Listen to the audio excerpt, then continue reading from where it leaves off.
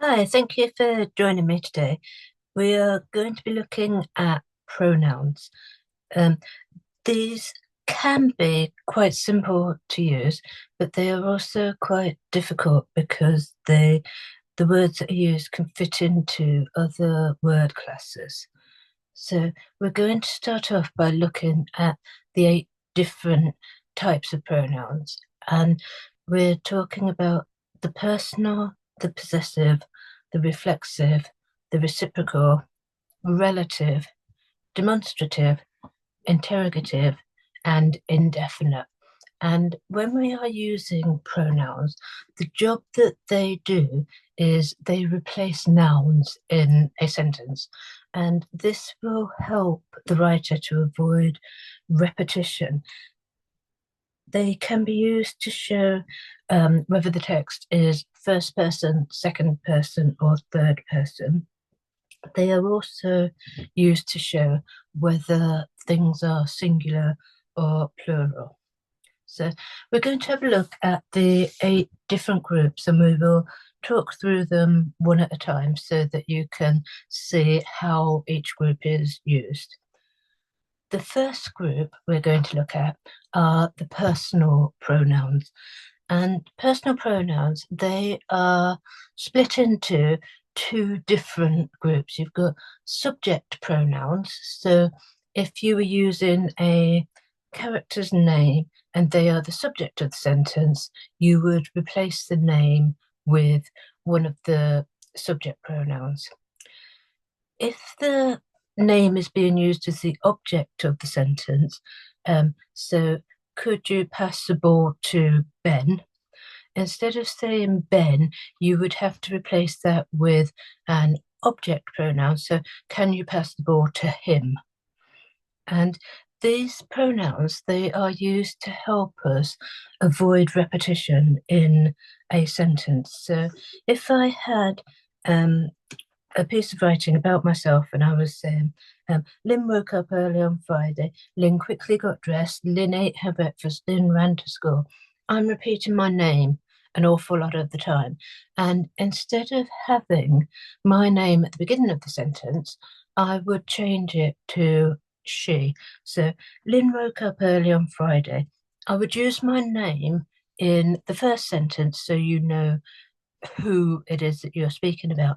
But then in the sentences that follow, I can replace my name with she because in those sentences, I am the subject of the sentence. So she quickly got dressed, she ate her breakfast. That way, I'm not repeating the name Lynn all of the time. The second group of pronouns that we are going to look at are the possessive pronouns. And these are the one of the groups that we need to be careful with because there are also possessive determiners. And the main difference between the possessive pronouns and the possessive determiner is the way that they are used. Both of them show possession, so they both show ownership. But in this beginning of the sentence here, my blue car, I have got, it's part of a noun phrase, blue car. So I have the noun phrase following the my. So in this sense, this is used as a determiner. And the one underneath it, the blue car is mine. Mine is being used as the possessive pronoun. So just be aware that if you have the possessive determiner, it is going to be followed by a noun or the adjective and the noun. But if you are using it as a possessive pronoun, you are replacing the name of someone. So instead of saying the blue car is Lynn's, I've said the blue car is mine. So these are possessive pronouns. They are showing the belonging. The next group that we are going to look at are the reflexive pronouns, and these are quite easy to recognize because of the way that they end. And when you look at them, they all end in either self or selves, and they are only used in a sentence when the subject and the object of the sentence are the same. So he fell over, he hurt. You wouldn't say him because that is the object pronoun. You would say he hurt himself. And just take note of these because it is themselves, not their selves. Okay, so just make sure you are using those correctly within your sentences. And you've got the list here. Those are the only words that fit into that particular group of pronouns. The next group that we're going to look at, the reciprocal pronouns, they are used to indicate the relationship between people. And it might be that they are completing an action. It can also be used to show possession. We'll look at that in a second. But if you have two people, you would talk about each other. So the two teams played against each other, or they helped each other with the task. If there are three or more people, you would say one another. So the teams played against one another. There are three or more teams playing, or they helped one another with the task. There are three or more people completing that task. Now, it is possible that these can be used as a possessive. And what I mean by that is if we say they looked after each other's children as my sentence, you'll notice here that I have each other's, okay? And that is showing that it is the children that they are looking after, and they would both have children that they are looking after within that. I'm pretty certain that you will have come across the next group of pronouns, relative pronouns. Now, I'm not going to speak too much about these because I'm doing a separate session about how relative clauses are using. But you need to know that these are a very specific type of pronoun, and they are used whenever you add relative clauses into your sentences. And relative clauses, they are a special type of subordinate clause that begin with a relative pronoun. So if your relative clause is about a person, you would use that or who. If your relative clause is about an animal or an object, you would use that and which. If you are talking about a possession, so something that belongs to someone, you would use whose. And if you are talking about a person, but they are the object of the verb rather than the subject, you would use whom. Then if you're speaking about places, you would use where. If you are speaking about time, you would use when.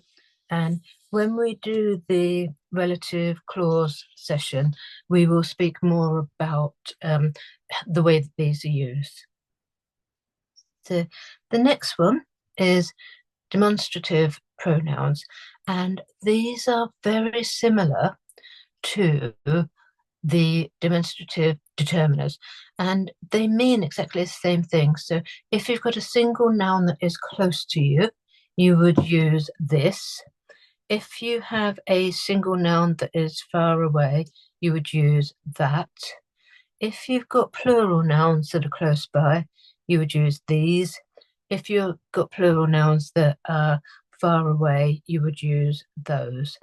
And the key difference here is If you are using the demonstrative as a pronoun, you would say, can I have some of those? Okay, and you are replacing the noun. Okay, if you are using it as a determiner, you will have the noun after the actual demonstrative determiner. So the top example here is used as a pronoun. The bottom example is it being used as a determiner. The next group that we are going to look at, the interrogatives, they are used to ask questions, and they are very similar again to the interrogative determiners. The key difference is interrogative pronouns are used to ask questions about people and things. So if you're asking about people, you are using who, whom, or whose. If you are asking about things, you are using which and what. The interrogative determiners are used to modify nouns. So you would use it directly before the noun. So if you've got a question, who is coming to my party? The who is inquiring about the people that are going to be coming to the party. If you have it as a determiner, the noun is directly after the interrogative determiner.